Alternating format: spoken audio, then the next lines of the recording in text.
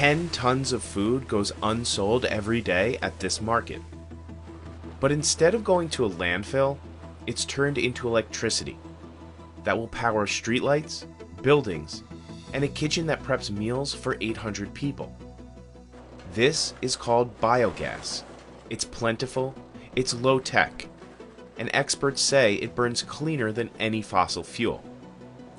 So why can't we make energy from the 1.3 billion tons of food that gets thrown out every year? We visited the Boinpalli market in Hyderabad, India to find out.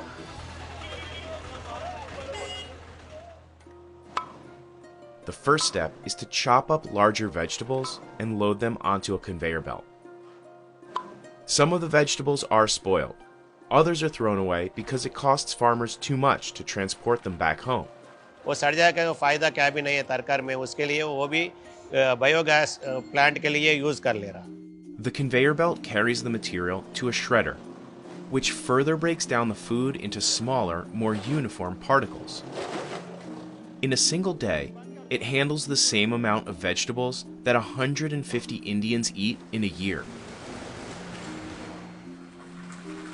A grinder crushes the mixture into pulp, which is pumped through underground tanks and into 2 digesters.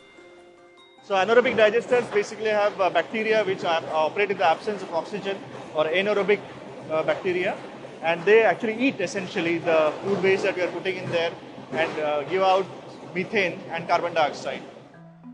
Any organic materials emit these planet-warming gases as they decompose.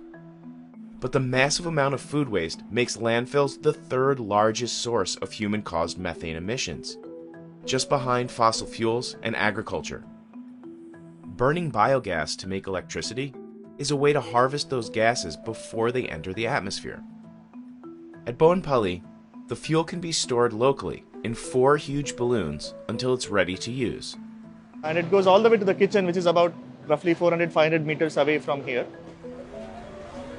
It's enough power to run a canteen kitchen that serves roughly 800 meals per day. Aside from energy, the plant creates another valuable byproduct: fertilizer. Farmers who sell their wares at the market buy it back and spread it on the same fields where their vegetables grow. By using this fertilizer, their soils are also getting better, their crop yields are better, and their crops are being sold at higher cost, because organic vegetables and all very costly nowadays, organic rice and all these things. Dr. Rao, a scientist on the project, is already building 5 more plants around the city. And it isn't limited to vegetables. Biogas can be produced from any organic material, including animal and human feces. So if biogas can be locally sourced, cuts down on solid waste, and reduces emissions, why aren't we all doing this? Because in most countries, it's still cheaper to keep burning fossil fuels. In North America, biogas costs nearly 5 times more than natural gas. Now, you can't compete with what you call gas in the United States if it's 20 cents a gallon.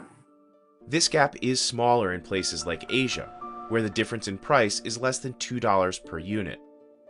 A lot of people, a lot of state governments who were thinking about setting up these projects have suddenly understood that yes, it's possible to do it. Yes, there are technologies which are indigenous, which are built in India that can work for them. The world's biggest biogas plant was recently built in Denmark, and new facilities are being built elsewhere in Europe and Africa. An Israeli company sells a product to make biogas in your backyard. Biogas will never replace natural gas. There's just not enough waste to keep up with the demand for electricity. But it does something that natural gas can't. It helps reduce landfill waste. And it's a huge missed opportunity in the United States, which throws out between 30 and 40% of all food. Even the farmers who lose money when they can't sell their produce believe biogas is better than just throwing it away. सड़ गया तो माल बेच देना पड़ता. क्या करते? नहीं बेचते. उन डालते. उसमें वेस्टेज में वो अच्छा काम कर रहा है. And the engineers on the Boinpalli project are hopeful that its success will inspire others. So these projects have to happen, for us to make life more sustainable, not just for ourselves, but for, let's say, in 20 years or 10 years down the line, the scenario needs to be a little better.